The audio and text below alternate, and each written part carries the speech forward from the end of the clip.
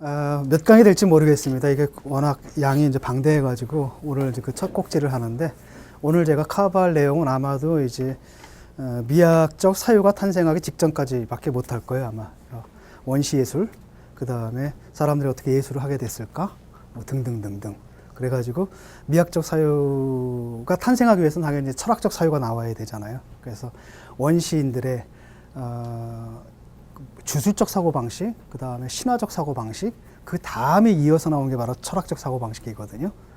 하지만 물론 사람들은 예술이라는 것을, 오늘날은 우리는 예술이라고 부르지만 그 사람들은 예술이라고 생각을 안 했을 거예요, 아마. 그것은 이미 오래전부터 해왔기 때문에 오늘은 일종의 미학의 전사 또는 예술의 전사라고 할 수도 있습니다. 그래서 먼저 강의에 들어가기 전에 미학이라는 학문에 대해서 조금 얘기를 하는 게 좋을 것 같아요.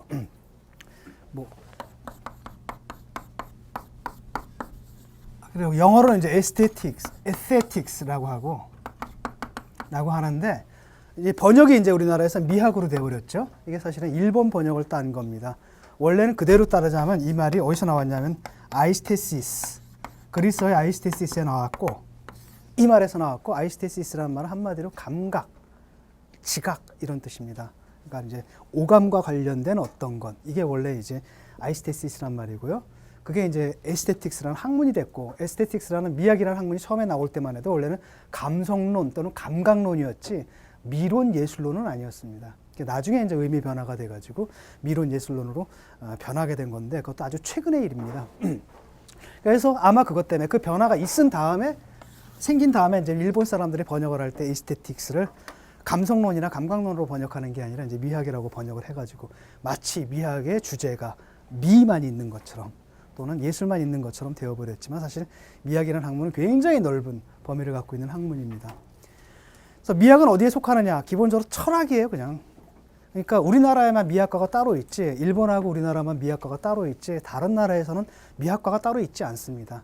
다시 말하면 철학과에서 보통 학부 때도 안 해요. 학부 끝나고 대학원 마친 다음에 박사과정 들어갈 때 이제 비로소 미학을 전공으로 선택하는 경우가 많습니다. 우리나라 같은 경우는 이제 동경대 모델을 따른 것 같아요. 동경대 사람들이 미학을 만들었고, 그러니까 우리나라에서 이제 본따서 만들었는데, 한동안은 이제 미학이다라고 하니까 뭐 그림 그리는 거 뭐 이런 거라고 생각을 했는지, 우리나라에서도 한동안은 그 서울대 미학과가 미대에 있었어요. 말도 안 되죠. 그러다가 이제 몇십 년 전쯤에 다시 인문대로 이제 옮겨왔죠. 그래서 미학은 철학의 일부입니다. 철학의 한 분야라고 할 수가 있고요. 아주 작은 분야죠. 그래서 우리가 크게 세 가지 가치를, 인간이 추구하는 가치가 세 가지가 있어요. 하나가 이제 진, 또 하나가 미스코리아 뽑을 때 그거예요. 진선, 미라는 게 있죠. 이 세 가지 가치를 추구하는 게 이제 철학이라고 할 때, 진에 해당하는 것, 즉 참, 즉 진리에 해당하는 것이 주로 존재론 이런 겁니다. 세상은 어떻게 되어 있는가? 세상의 본질이 무엇인가? 이게 존재론이에요. 예를 들어가지고 어떤 사람들은 세상에 애초에 물질이 먼저 있었다. 그 다음에 그 물질이 발전을 통해 가지고 물론 물리적 자연이 있죠. 거기서 이제 화학적 자연, 그 다음 화학적 자연에서 생물학적 자연이 나오고, 그 생물학적 자연의 진화 단계 속에서 인간이 나오고, 그래서 인간을 통해 가지고 정신이라는 게 발생했다. 이러면 이제 유물론이죠. 반면 어떤 사람들은 애초에 아니다. 처음에 우주엔 정신적 원리가 있었다. 로고스라고 하죠. 그 로고스를 통해 가지고 세상이 존재하게 됐다라고 하면 그건 이제 관념론이죠. 예를 들어서 하나님이 세상을 창조할 때 뭘로 창조해요? 말씀으로 창조했다 그랬잖아요. 그러니까 말에서 나온 거예요, 세상이. 그렇게 되면 사실 관념이 먼저라는 거죠. 신은 관념적 존재니까. 그런 건 이제 관념론이라고 할 수가 있는 것이고요. 그래서 그런 거에 바로 존재론, 유물론이니 뭐 관념론이니 또는 실제론이니 관념론이니 이런 것들. 예를 들어 내가 이렇게 보는 이 현실이 진짜로 존재하는 건가? 아니면 이건 하나의 가상에 불과하고 그 밑에 우리가 알지 못하는 뭔가가 있는가? 이런 거예요. 눈에 보이는 대로 존재한다는 걸 보통 이제 실제론이라고 하고요. 아니다. 사실은 이 세계라는 건 우리의 주관에 비친 환영에 불과하다. 이런 건 또 관념론이라고 하죠. 등등등. 이런 것들이 바로 존재론입니다. 또는 많은 경우에 형이상학이라고도 얘기를 하죠. 왜냐하면 눈에 보이는 것 너머의 초월적인 어떤 원리에 대한 탐구이기 때문에 형이상학이라고 하고요. 또 다른 한편은 이제 인식론이라는 게 있습니다. 인식론은 아실 겁니다. 근대 철학은 주로 인식론 위주죠. 예를 들어서 세상을 갖다 탐구하는 도구, 오르가논이 바로 정신인데, 그럼 세상을 정발로 제대로 탐구하려면 뭐부터 점검해야 돼요? 그 도구부터 점검해야 되죠. 오르가논부터 점검해야 된다. 그게 근대 철학이에요. 그래서 근대 철학은 세계가 무엇인지 직접 묻는 대신에 존재론적 문제를 제기하기 이전에 어떤 문제부터 제기하냐면 인식론적 문제부터 제기합니다. 세상이 우리한테 어떻게 알려지느냐. 그래서 어떤 성격을 띠게 되냐면 내 의식을 가지고 의식 안을 들여다보는 이른바 내성 철학의 성격을 띠게 되는 겁니다. 그래서 어떤 사람들은 그렇게 얘기를 하죠. 내가 내 의식을 가지고 내 의식 안을 들여다봤더니 거기에 생득관념이라 그래요. 우리가 이제 태어날 때부터 갖고 태어나는 어떤 관념들이 있어요. 예를 들어서 여러분 아시죠? A = A 뭐 이런 거. 배우지 않아도 알 수 있는 거잖아요. 뻔한 거. 이른바 수학이나 기하학에서 말하는 공리 같은 게 이제 있다라는 겁니다. 그건 갖고 태어난다는 거예요. 그래서 그 공리를 갖다 연역을 하게 되면 거기서 정리가 나오죠. 정리 밑에서 또 뭐가 있어요? 명제들이 있고. 이런 식으로 기하학적, 수학적으로 쫙 정말로 수학적 진리는 완벽한 진리잖아요. 100% 참이잖아요. 그런 의심할 수 없는 그런 수학적 진리의 체계, 쉽게 말하면 그런 식으로 세상에 대한 수학적 진리처럼 의심할 수 없는 그런 확실한 지식의 체계 위에 세우겠다. 이렇게 생각한 사람이 바로 데카르트 같은 사람이에요. 그 사람은 그렇게 얘기를 하잖아요. 코기토 에르고 숨. 나는 생각한다, 고로 존재한다. 그렇게 얘기를 하죠. 설사 내가 생각한다는 게 어떤 악마가 있어가지고 뭐 이 세상에 지금 내가 보이는 것들이 악마가 만드는 환상이다 할지라도 그때조차도 왜냐면 속는 나는 있어야 되지 않느냐 뭐 이런 거예요. 그런 식으로 막 연역을 해가지고 시스템을 세우는 게 바로 합리주의 철학자들입니다. 그러니까 그 사람들의 모델은 수학적 기하학적 모델이에요. 수학적 기하학적 모델은 경험적인 게 아닙니다. 확률이 없어요. 그냥 100% 참이에요. 그렇죠? 아니 100% 거짓이거나 이런 거죠. 반면에 이제 영국 경험론자들 같은 경우는 뭐라고 생각하냐면 내가 의식을 가지고 내 의식 안을 들여다봤더니 아무것도 없더라는 거예요. 타블라 라사. 다시 말하면 백지 상태다. 그렇죠? 그렇다면 우리의 지식은 어디서 들어와야 돼요? 내 안에 있을 수는 없잖아요. 합리주의자들은 내 머릿속에 있는 지식들을 연역을 하게 되면 되는 거거든요. 그런데 여기는 백지거든요. 그럼 지식은 어디서 들어와야 돼요? 내 안에 있을 수는 없으니까 밖에서 들어올 수밖에 없는 거죠. 그러니까 바로 이제 경험이에요. 근데 경험적인 명제라는 건 항상 100% 참일 수가 없어요. 예를 들어 안경 꼈네, 여기 안경 꼈네, 여기 안경 꼈네, 여기 안경 꼈네. 서울 사람들 다 안경 꼈네. 그런데 안경 안 낀 사람이 나오면 무너지잖아요. 그게 바로 이제 경험적 진리. 그러니까 경험적인 진리라는 것은 우리한테 정보를 제공해줘요. 하지만은 그건 100% 참일 수가 없습니다. 반면에 수학적 진리는 100% 참인데 이렇게 많은 지식을 주진 못해요. 그렇죠? 그게 동호 반복이거든요. 사실 기본적으로 총각은 결혼하지 않은 남자다. 뭐 이 정도예요. 그러니까 총각은 결혼하지 않은 남자다라는 건 100% 참이죠. 근데 그 사실 우리한테 주는 정보가 있어요, 없어요? 없죠, 사실. 그런 거죠. 그래서 이 두 가지가 그런 게 따지는 게 바로 인식론입니다. 결국은 근대에 만들어진 게 바로 그거예요. 사실 지금 사용하는 과학의 방법론이 이 두 가지거든요. 하나는 뭡니까? 오늘날 자연과학자들은 경험주의적 방법을 씁니다. 관찰을 하고, 그렇죠. 실험을 해요. 그래서 입증하라고 반증을 한단 말이죠. 그게 바로 경험주의적 방법이고. 또 그거 하기 전에 사람들이 뭐냐면 수식으로 수학화를 해요. 컴퓨터로 시뮬레이션 한다라든지. 그치? 자연과학들 보세요. E는 MC 자승이라든지 이런 거 있죠. 이 물리학적 법칙들이 다 수학적으로 정식화가 되잖아요. 이 두 가지 방법입니다. 그러니까 사실 근대에 대륙의 합리론과 그 다음에 영국의 경험론을 통해 가지고 오늘날 우리가 말하는 과학적 사고 방식의 두 축이 만들어졌다고 할 수가 있습니다. 그걸 통해서 우리가 바로 뭡니까? 세계를 오늘날 철학이 아니라 더 이상은 과학으로 인식을 하게 된 거죠. 이런 것들이 바로 인식론이에요. 또 하나 뭐 여기다 첨부한다면 논리학이라는 거 있죠. 왜? 논리학 있죠. 소크라테스는 모든 사람은 죽는다. 소크라테스는 사람이다. 고로 소크라테스는 죽는다. 이런 거 3단 논법. 이건 명제 논리라고 하고 또 기호 논리라는 게 있습니다. 예컨대 뭐 존재 기호 써 가지고 뭐 X라는 속성을 지닌 대상이 적어도 하나 존재한다. 뭐 또는 모든 X에 대해서 블라블라블라블라 이렇게 명제를 갖다 분할하는 또 기호 논리학이라든지 이런 것들이 있습니다. 그게 이제 바로 진에 해당하는 거라고 할 수가 있어요. 철학의 중추죠, 이게. 사실 가장 핵심적인 부분이 이 부분입니다. 두 번째는 이제 선에 해당하는 학문이 있습니다. 그건 바로 뭐냐면 윤리학이에요. 여기서 선이라는 것은 참 착하다는 뜻도 되지만 좋다라는 뜻도 됩니다. 그렇죠? 어떤 사람이 착하다 할 때도 good이라고 하고 working is good for health 할 때는 그냥 착하다는 뜻 아니잖아요. 건강에 좋다 이런 거 있죠. 이게 그리스 사람들한테 굉장히 중요한 문제가 바로 뭐였냐면 좋은 삶이란 무엇이냐라는 거예요. 좋은 삶이란 무엇이냐. 여러분 한번 태어났잖아요. 그러면 되도록 그 삶을 좋은 삶으로 만들어야 되잖아요. 그 방법이 무엇이냐? 그게 바로 이제 윤리학입니다. 뭐 좋은 삶을 살기 위해서는 그 다음에 나중에 사람이 착하게 살아야 된다. 그런 건 하나의 이제 명제겠죠. 어떤 사람들은 최대 다수의 최대 행복이야말로 예컨대 공리주의 원칙. 사회의 모든 사람들이 최대 다수가 최대 행복을 누리는 상태, 그게 바로 좋은 상태다. 이러면 이제 공리주의 원칙이고요. 등등등등. 이런 것들이 바로 윤리학입니다. 예를 들어서 얼마 전에 우리나라에서 베스트셀러가 됐던 정의란 무엇인가, 이런 것들도 다 어디에 속하는 거예요?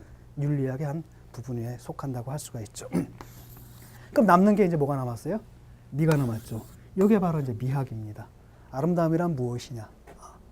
그 다음에 그 아름다움을 보는 것은 결국은 뭡니까? 감각적인 거잖아요. 그래서 최근에는 이제 미학이라는 것은 가장 최근까지만 해도 미와 예술에 관한 철학적 성찰이다, 이렇게 정의가 됐는데, 최근에는 원래 이제 바움가르텐이 미학을 만들 때 아까 뭐라 그랬습니까?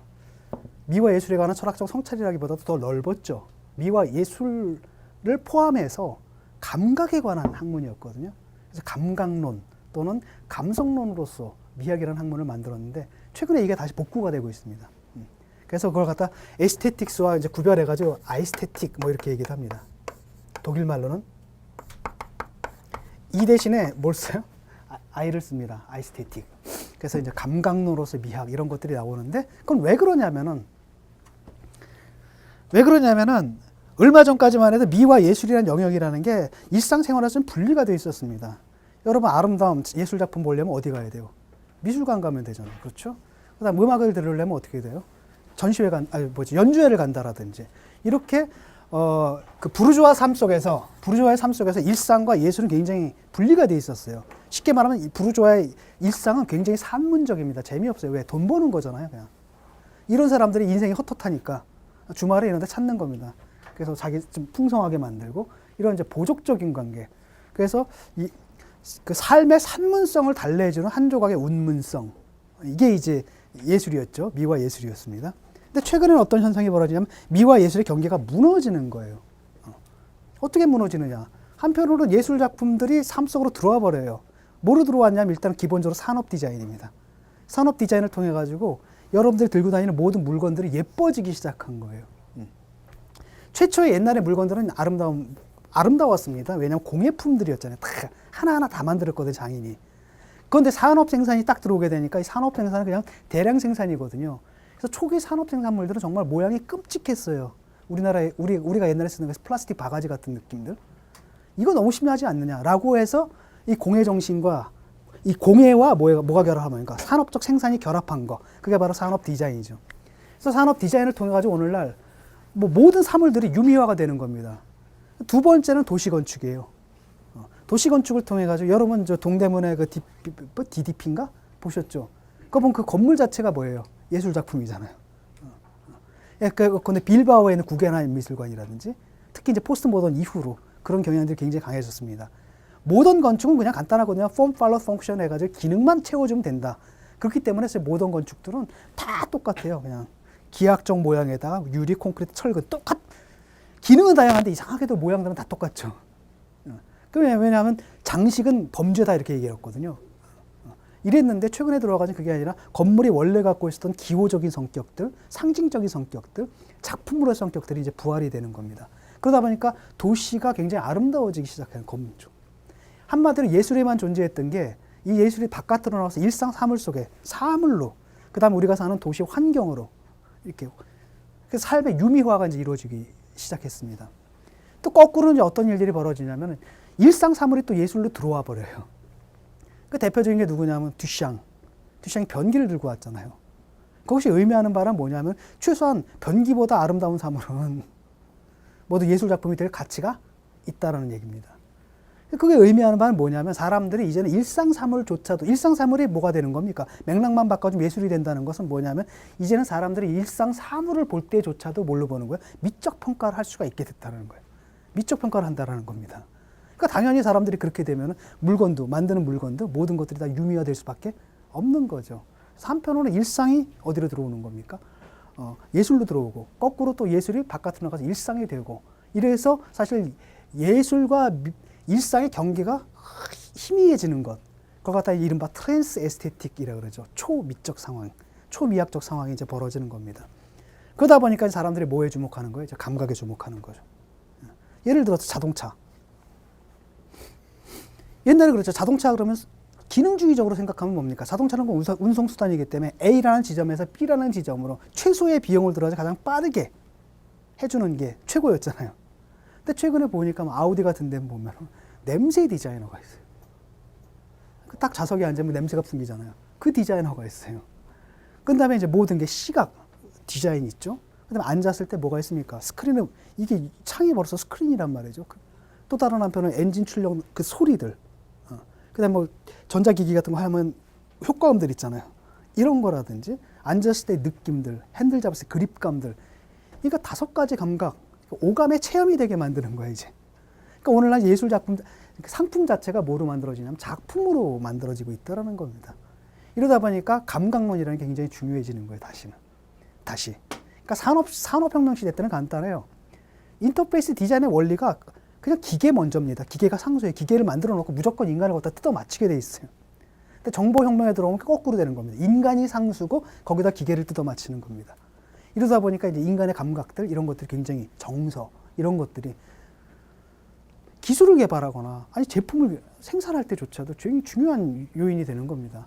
그러니까 전반적인 그러니까 이 자본주의 체제 내에서 상품의 생산, 가공, 유통, 그다음에 일상생활 이 모든 것들이 미학화되는 경향, 감각화되는 경향이 발생하는 겁니다. 그러니까 당연히 미학도 이제 그걸 따라가는 거죠.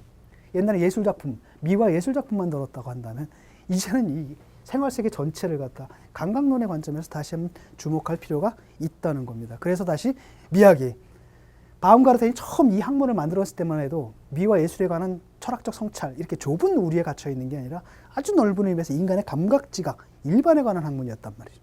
그게 또 다시 부활하고 있다고 할 수가 있습니다. 지금 그게 이제 최근의 미학의 현황이라고 할 수가 있어요. 자, 이제 미학이 이제 뭔지 아셨죠? 그래서 요약을 하자면은 미학은 진선미, 인간이 추구하는 3가지 가치 중에서 미를 다루는데, 그래서 아주 오랫동안은 한 200년 정도 해결 이후로는 미와 예술에 관한 철학적 성찰, 심지어 해결 이후에는 아예 미도 빠져버려요. 예술에 관한 철학적 성찰, 이렇게 한정이 되어버렸는데 그 영향력이 또는 그 범위가 한정이 되어 있었는데, 최근에는 여러 가지 상황의 변화로 인해 가지고 또다시 범위가 넓어져서 미학이 또다시 감성론으로 변모하고 있다, 이렇게 말씀드릴 수 있습니다. 자, 이제는 이제 사람들이 언제부터 예술을 하게 됐는지 그 얘기를 좀 하죠. 아마도 우리가 이제 예술 그러면은 예술의 시초로 많이 꼽는 게 바로 알타미라 동굴벽화일 겁니다. 근데 사실은 예술이 언제 시작됐느냐 그 질문 자체도 참 대답하기가 힘들어요. 왜? 무엇을 예술로 보느냐 이거거든요. 예를 들어가지고 이것 이전에 뭐가 있었냐면 마카로니라 그래가지고 그 동굴 벽화 있죠. 동굴에다 사람들이 이렇게 막 낙서를 해놨었어요. 이런 것도 뭡니까? 예술일 수 있잖아요. 어떤 관점에서는. 뭐냐 하면 또 하나는 손을 닦았다 대고 여기다 뭐죠? 이렇게 가루 같은 걸 뿌려가지고 손자국을 내는 거 있죠. 손바닥 자국. 이런 것도 예술일 수 있잖아요. 뭐 이런 건 뭡니까? 예컨대 앵포르멜 계열의 예술일 수 있고. 이건 뭐예요? 사실 복지 뜨는 거잖아요. 이거는 구석기 시대 팝아트 아닙니까? 보기에 따라 다르다는 겁니다. 심지어는 뭐냐, 어떤 동물들 같은 게 자기 둥지를 갖다 뭐 새가 있는데 아주 예쁜 뭐 빨간 구슬, 파란 구슬 갖다 놓고 어떤 알 수 없는 이유에서 예쁘게 꾸미거든요. 그것도 예술인가? 무엇을 예술로 보느냐에 따라 가지고 예술을 어떻게 규정하느냐에 따라서 예술의 기원이라는 것은 뭐 시간이 엄청나게 차이가 날 수가 있겠죠. 하지만 일반적으로 우리가 이제 예술의 기원으로 얘기하는 게 바로 구석기 시대 이제 동굴 벽화입니다. 대표적인 게 이제 알타미라 동굴 벽화죠. 좀 더 그림을 좀 더 보죠. 처음에 이제 1880년에 이제 발견이 됐습니다. 근데 문제는 뭐냐면 이게 이제 스페인이잖아요. 그래서 이제 프랑스 사람들이 안 믿었어요. 아마도 이제 묘한 민족주의적 감정이 있습니다. 프랑스 고고학자들이 전역수들이 뻥 치는 게 아니냐. 믿을 수 없었던 게 왜냐하면 보존 상태가 너무 좋았어요. 그러니까 지금 방금 그린 것처럼 아주 생생한 데다가 또 하나는 뭐냐면 너무나 너무나 자연주의적 묘사가 충실하거든요. 그러니까 서구 미술사에서 저런 식의 묘사가 등장하려면 최소한 르네상스 이후란 말이에요. 그걸 구석기 시대 애들이 했다는 말, 그걸 갖다 이제 믿을 수가 없었던 거죠. 그래서 처음에는 이거 사기다라고 생각을 했었습니다.